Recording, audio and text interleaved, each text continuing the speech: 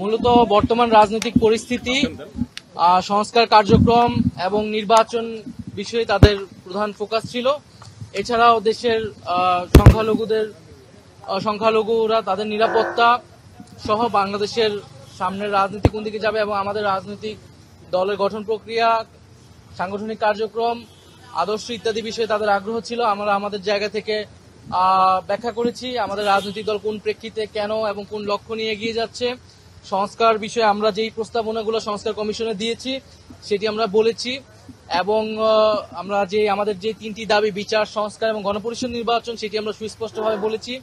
আমরা বলেছি যে আমরা এখানে কোনো ধরনের ন্যূনতম সংস্কার নয়, বরং মৌলিক সংস্কার, রাষ্ট্রের গুণগত পরিবর্তনের জন্য আমরা কাজ করছি এবং কোনো ধরনের পরিবর্তন ছাড়া নির্বাচনের দিকে গেলে সেই নির্বাচনটি গ্রহণযোগ্য হবে না।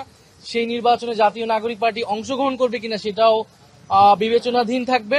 আমরা আমাদের যে তিনটি এজেন্ডা নিয়েই সারা দেশে কাজ করছি এবং বর্তমান সময়ে যেই মাঠ প্রশাসন রয়েছে সেই মাঠ প্রশাসন আমাদের কাছে মনে হয়েছে যে নিরপেক্ষ আচরণ করছে না।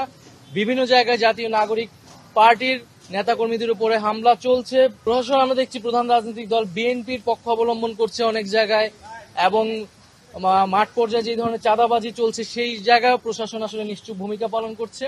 আমরা বলেছি যে এই ধরনের একটি প্রশাসন যদি থাকে তাহলে এর আন্ডারে নির্বাচন করাটাও আসলে সম্ভব নয়। ফলে একটি লেভেল প্লেইং ফিল্ডের জন্য একটি নিরপেক্ষ প্রশাসন, আমলাতন্ত্র, পুলিশ আসলে আমাদেরকে নিশ্চিত করতে হবে।